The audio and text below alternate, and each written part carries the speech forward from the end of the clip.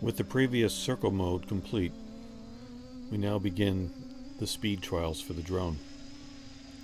We're going to set off in a straight line about 4 or 5 miles down the lake, with the drone positioned in compass mode directly ahead of us at a fairly low altitude. I will drive in a straight line, passing through 20, 30, 35, 40, 45, 50, 55 miles an hour, and see how the drone does. 50 miles an hour is supposed to be the top limit of the drone. Now we'll find out what it can really do.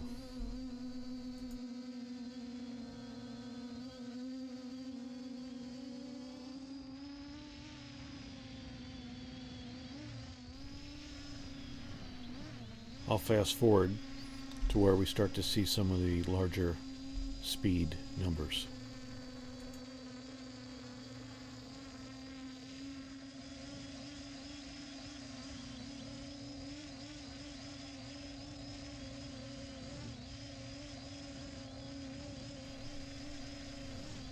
Here we're driving pretty much a steady 47 miles an hour, going in a straight line towards the mountain range you see in the background. The drone is holding steady, and it keeps the snowmobile in focus and in the center.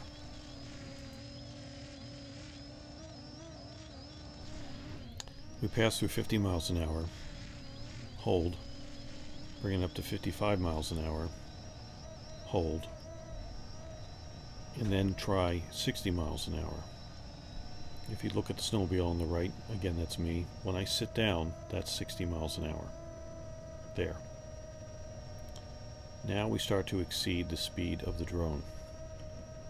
Just about at 60. I back it back down.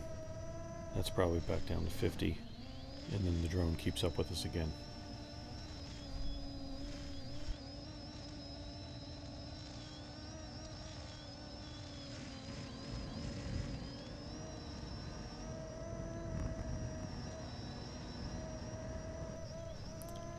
It might look like I have it in the reverse follow mode, but actually it's a compass mode, just happened to be set directly in front of me. If I turn to the side, left or right, the angle of the camera or the direction of the camera would still be the same. If it were reverse follow, if such a thing existed, then no matter what direction I moved in, the drone would always be directly in front of me with a different background.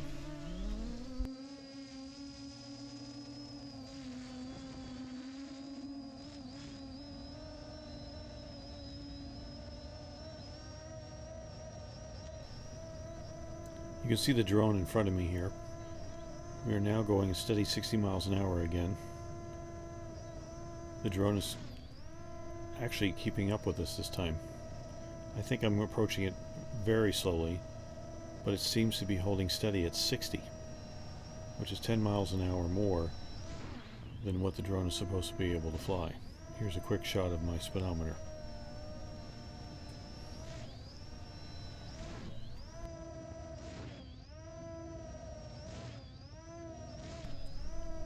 It might be obvious, however I am flying the drone backwards, with the camera facing aft of course. If this were another kind of drone, and we were flying forward at this speed, we would see the propellers. With the Staaker I don't have the propeller problem because of the position of the camera. I also haven't had an issue with flutter from where the light goes through the propellers and creates a strobe effect on the camera. You can see in the upper left-hand side of the screen the runtime since we started. Previously in the day, we used the battery up, and during lunch we recharged it to 85%. So starting this little journey at 85% and running all the way to the edge of the lake, traveling at speeds from 40, 50, and 60 miles an hour, with times with the drone at 40 miles an hour doing complete circles around us. The entire journey till when the drone was shut off was about 16 minutes. That's the equivalent of about 71% of the battery, and we use 4.65% of the battery per minute. So the equivalent would have been about 22 minutes of battery capacity. We traveled about 7 miles from one end of the lake to the other. The drone traveled probably around 10 miles if you figured it was doing circles for the first half. If you figure about a 10-mile run for 71% of the battery, that's a rough equivalent of about 14 miles at 100% of the battery. The specs show a 19-mile range, so 14 miles at 100% traveling up to 60 miles an hour seems to be about right.